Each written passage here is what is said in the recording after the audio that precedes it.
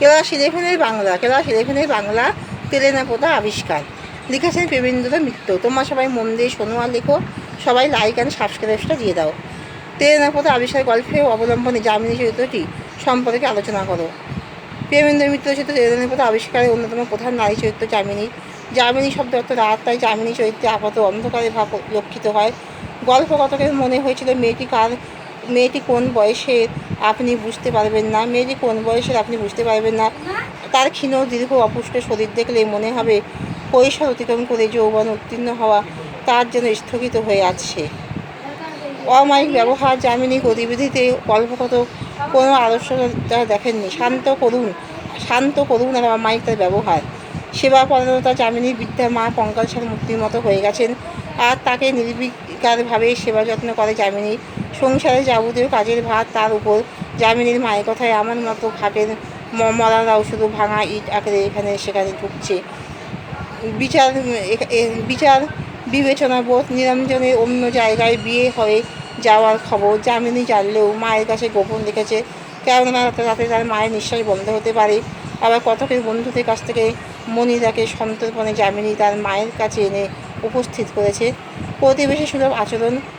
পুকুর খাতে মৎস্য আরাধনায় মত্ত ছিলেন গল্পকথক। কলসিতে জাল নিয়ে ফেরার পথে মিশুকে প্রতিবেশীর মতো যামিনী বলেছে, বসে আছেন কেন, টান দিন।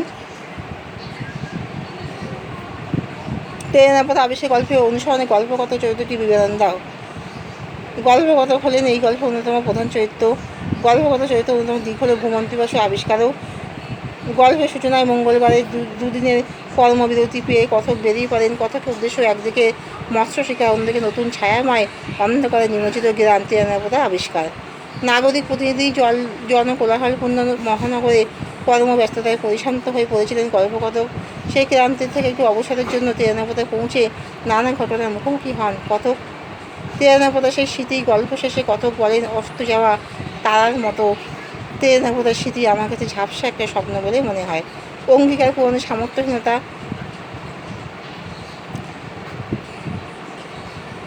তিনি গল্পকথক নিরঞ্জনের ভূমিকায় অবতীর্ণ হয়ে যামিনীকে গ্রহণ করার ব্যাপারে তার মাকে ধরা গলায় বলেছিলেন, আমি তোমার কথা দিচ্ছি মাসিমা, আমার কথা নড়চড় হবে না। মহানগরের রাজপথে ফিরে কথকের দেহ মনে পরিবর্তন ঘটে গিয়েছিল।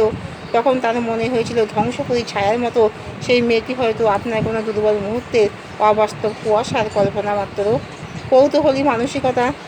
সারা গল্প জুড়ে বিভিন্ন ক্ষেত্রে গল্পকথকের কৌতূহলী মানসিকতার পরিচয় পাওয়া যায়। গারোয়ানের ক্যানেস্টারা বাজানোর সময় তার কৌতূহল জেগে ওঠে।